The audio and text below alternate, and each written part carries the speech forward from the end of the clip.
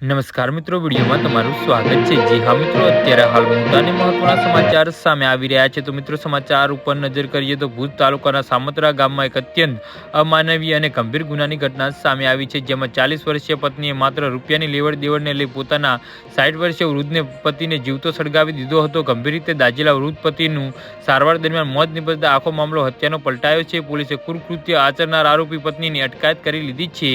આ ઘટના અંગેની વિગતો આપતા ડીવાયએસપી એમજે કિશનને જણાવ્યું હતું કે સામત્રાના મૃતક 60 વર્ષીય ધનજીભાઈ ઉર્ફે ખીમજીભાઈ વિશ્વમભાઈ કેરાયા ગંભીર રીતે દાઝી ગયેલી હાલતમાં શનિવારે રાત્રે માનકુવા પોલીસ મથક પોતાની 40 વર્ષીય પત્ની કૈલાસબેન ધનજીભાઈ કેરાઈ સામે હત્યાની કોશિશની ફરિયાદ નોંધાવી હતી। જોકે ત્યારબાદ રવિવારે સાંજે 4 વાગ્યે સારવાર દરમિયાન તેમનું મોત નીપજ્યું અને ગુનો હત્યાનો ફેરવાઈ ગયો હતો।